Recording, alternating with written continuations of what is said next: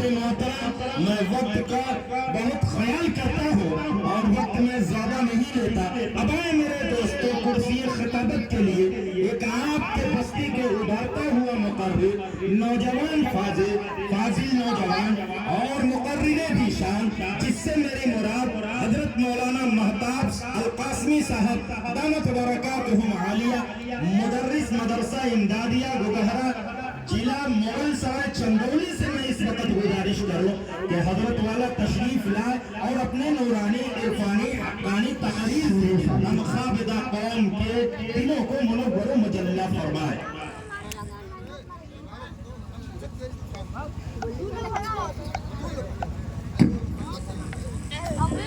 पतार का हाफिज जी बोलिए, आगे बोलिए।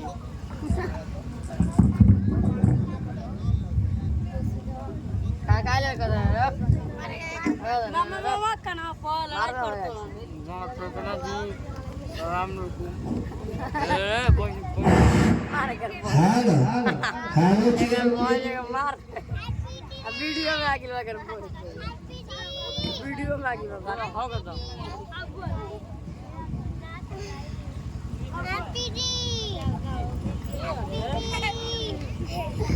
बाबा को खानदान का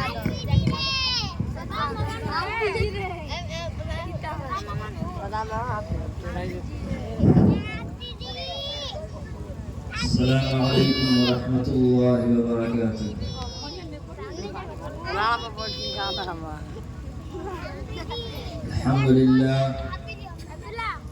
अल्हम्दुलिल्लाह नहमदुहु व नस्तईनुहु व नस्तगफिरुहु व नु'मिनु बिही व नतवक्कलु अलैहि व नऊज़ु बिल्लाहि मिन शुरूरि अनफुसिना व मिन सय्यिआति अअमालिना।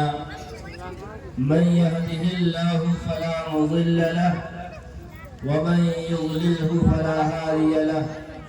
व नशहदु अन ला इलाहा इल्लल्लाह वहदहु ला शरीका लहु व नशहदु अन्न सय्यदना व मौलाना मुहम्मदन अब्दुहु व रसूलुहु। अम्मा बअद, अऊज़ु बिल्लाहि मिनश शैतानिर रजीम। बिस्मिल्लाहिर रहमानिर रहीम। या अय्युहल्लज़ीना आमनू qू अनफुसकुम व अहलीकुम नारा वक़ूदुहा अन्नास वल हिजारा अलैहा मलाइकतुन ग़िलाज़ुन शिदादुन ला यअसूना अल्लाह मा अमरहुम व यफ़अलूना मा यु'मरून। सदक़ल्लाहुल अज़ीम। रब्बि इश्रह ली सदरी व यस्सिर ली अमरी वहलुल उक़दतम मिन लिसानी यफ़क़हू क़ौली। अल्लाहुम्मा सल्लि अला सय्यिदिना मुहम्मदिन व अला आलि सय्यिदिना मुहम्मदिन व बारिक व सल्लिम। हज़रात असातिज़ाए किराम और स्टेज पे रौनक अफरोज उलमाए किराम और हुफ़्फ़ाज़े निज़ाम, मुहतरम सामईन, मैंने अभी आप हज़रात के सामने कुरान करीम की एक आयत तिलावत की है। इस आयत में अल्लाह तबारक व तआला ने तमाम मुसलमानों से खिताब करते हुए फरमाया, या अय्युहल्लज़ीना आमनू। आपने देखा होगा कि अल्लाह तबारक व तआला ने कुरान करीम में जगह जगह मुसलमानों से खिताब करने के लिए या अय्युहल्लज़ीना आमनू के अल्फाज इस्तेमाल फरमाए हैं। हजरत डॉक्टर अब्दुल हई साहब रहमतुल्लाह अलैह फरमाते हैं कि ये या अय्युहल्लज़ीना आमनू का उन्वान जो अल्लाह तबारक व तआला खिताब करने के लिए इस्तेमाल फरमाते हैं, ये बड़ा प्यारा उन्वान है। ऐ ईमान वालों, यानी ऐ वो लोगों जो ईमान लाए। इस खिताब में बड़ा प्यार है, इसलिए कि खिताब का एक तरीका ये है कि मुखातब को उसका नाम लेकर खिताब किया जाए कि अय फलां। और दूसरा तरीका ये है कि मुखातब को उस रिश्ते का हवाला देकर खिताब किया जाए जो खिताब करने वाले का उससे कायम है। मसलन एक बाप अपने बेटे को बुलाए तो उसका एक तरीका ये है कि उस बेटे का नाम लेकर बुलाए कि अय फलां। और दूसरा तरीका ये है कि उस बेटे को बेटा कहकर बुलाए कि अय बेटे।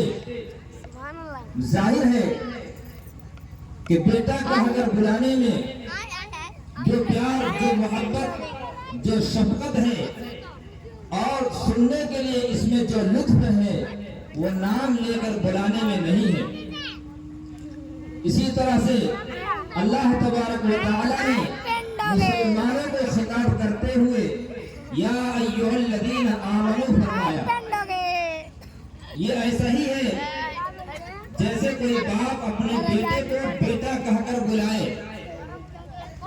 और इस लफ्ज को इस्तेमाल करने का मकसद ये होता है कि आगे जो बात बाप कह रहा है वो शफकत, मोहब्बत और खैरखाही से भरी हुई है। इसी तरह अल्लाह तबारक व तआला भी कुरान करीम के अंदर अपने मुसलमानों को खिताब करते हुए इन अल्फाज को इस्तेमाल फरमा रहे हैं।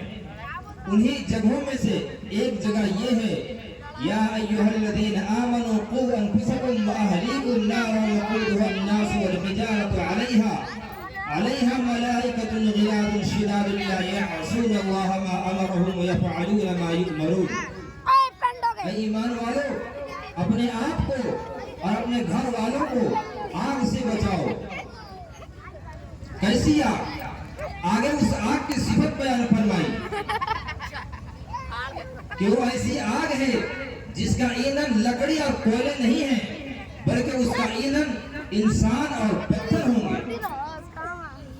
और अल्लाह ताला की तरफ से उस पर ऐसे फरिश्ते मुकर्रर हैं जो बड़े तुंदखो और सख्त मिजाज हैं। अल्लाह ताला को जो हुक्म देते हैं वो उसकी नाफरमानी नहीं करते, वो वही करते हैं जिनका उन्हें हुक्म दिया जाता है। अल्लाह तबारक व तआला ने इस आयत के अंदर फरमा दिया कि बात सिर्फ यही खत्म नहीं होती कि अपने अहल व अयाल को आग से बचा लो और बैठ जाओ और मुतमईन हो जाओ कि मेरा तो काम हो गया। नहीं, बल्कि अपने अहल व अयाल को भी आग से बचाना जरूरी है। आज बकसरत ये मंजर देखने को आता है कि इंसान खुद तो बड़ा दीनदार है, नमाजों का बड़ा एहतमाम है, रोजे भी रखता है, पहली सफ का एहतमाम करता है, ज़कात अदा करता है, अल्लाह के रास्ते में माल खर्च करता है और जितने अवामिर और नवाही हैं उस पर अमल करने की कोशिश करता है। लेकिन उसकी औलाद को देखो, उसकी बीवी बच्चों को देखो, उसमें और उनके आसमान जमीन का फर्क है। ये कहीं जा रहा है, वो कहीं जा रहे हैं। इसका रुख मशीद की तरफ है, उनका रुख मगरिब की तरफ है। न उन्हें नमाज की फिक्र है, न फराइज दीनिया को अदा करने का एहसास है, न गुनाहों को गुनाह समझने की फिक्र है। बस गुनाहों के समंदर में भी बच्चे कह रहे हैं और ये साहब मुतमईन हैं कि मैं तो सभी अव्वल का एहतमाम करता हूँ, बस जमात नमाज अदा करता हूँ। खूब समझ लें कि जब तक आदमी अपने अहल अयाल को आग से बचाने की फिक्र न करे, फिर इंसान की अपनी निजात नहीं हो सकती। इंसान ये कहकर अपनी जान नहीं बचा सकता कि मैं तो खुद अपने अमल का मालिक था, मेरी औलाद दूसरी तरफ जा रही थी तो मैं क्या करता।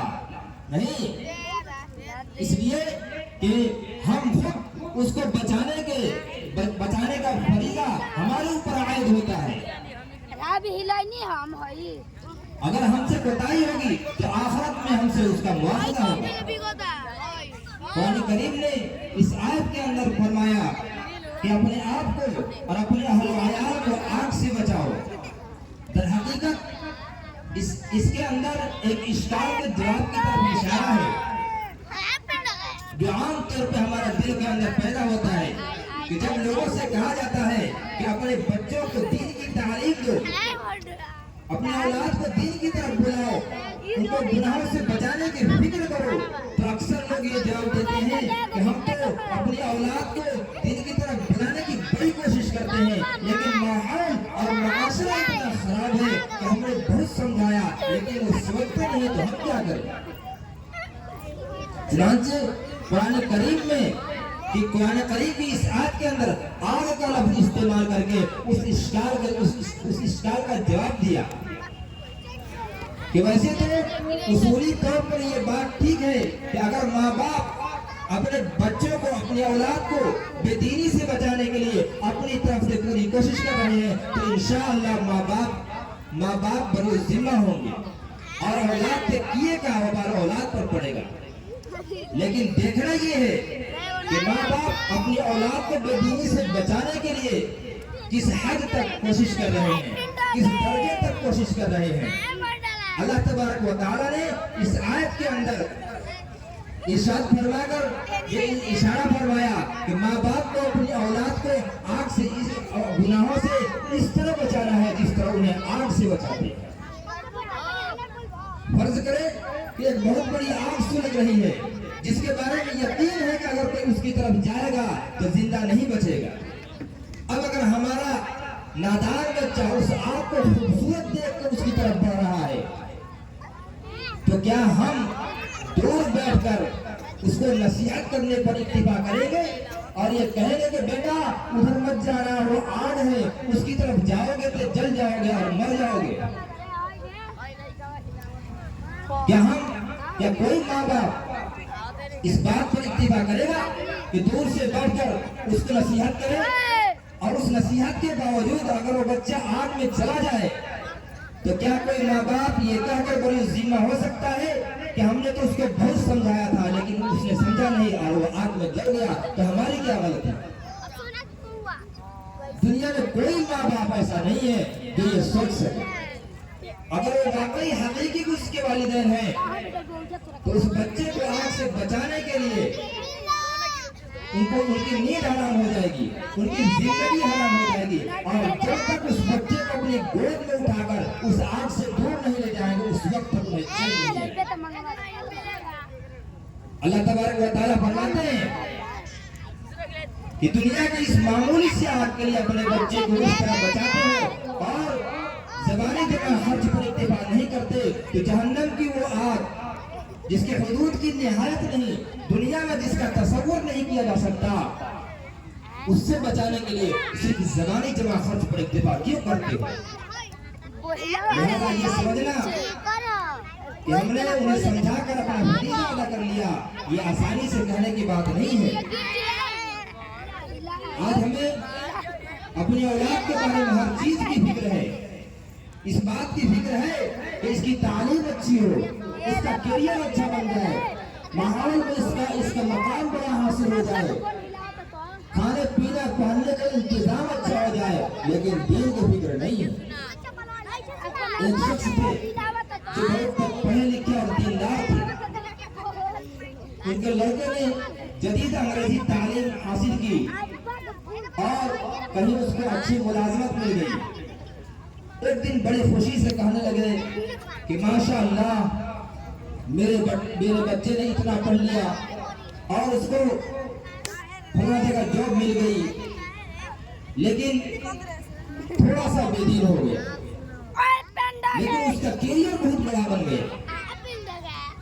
अब अंदाजा लगाइए कि उस शख्स ने इस बात को इस तरह कहा कि उसका करियर बड़ा बन गया लेकिन जरा सा बेदीन हो गया।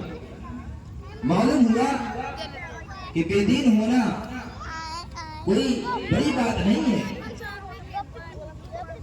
हज़रत मुफ्ती शफी साहब रहमतुल्लाह अलैह एक वाक़या लिखते हैं कि एक शख्स का इंतकाल हो गया, लेकिन लोग उसे जिंदा समझ रहे थे। लोगों ने डॉक्टर को बुलाया ताकि उसका मुआयना करे कि इसको क्या बीमारी हुई है, ये कोई हरकत क्यों नहीं कर रहा है।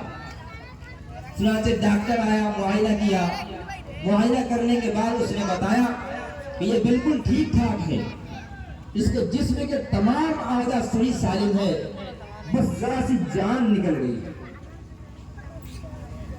बिल्कुल इसी तरह उस शख्स ने कहा कि वो बच्चा, उसका कैरियर बहुत बड़ा, बहुत शानदार बन गया है, लेकिन जरा सा बेदीन हो गया। आज हमें अपने औलाद के बारे में हर चीज की फिक्र है, लेकिन दीन की तरफ तवज्जो नहीं है। शुरू से इस बात की फिक्र नहीं है कि बच्चे की तालीम कैसी हो। पैदा होते ही बच्चे को नर्सरी में भेज दिया जाता है, जहां उसको कुत्ता बिल्ली तो सिखाया जाता है, लेकिन अल्लाह का नाम लेना नहीं सिखाया जाता। इसका नतीजा ये है कि वही औलाद माँ बाप के सरों पर मुसल्लत हो जाती है। आज मुआशरे में आप देखें कि कितनी औलाद ऐसी है जो अपनी माँ बाप की नाफरमानी कर रही है और माँ बाप के ऊपर आजाद बनी हुई है। लिहाजा हमें अपने औलाद के बारे में फिक्र करने की जरूरत है। सिर्फ अहले अयाल ही नहीं, बल्कि जो मातहत लोग हैं जिस पर उसका असर डाल सकता है। मसलन कोई अफसर है, उसके मातहत बहुत से लोग काम कर रहे हैं, तो क़यामत के दिन उससे पूछा जाएगा कि तुमने अपने मातहतों को दीन के बारे में क्या बताया, दीन को समझाने के लिए क्या कोशिश किया।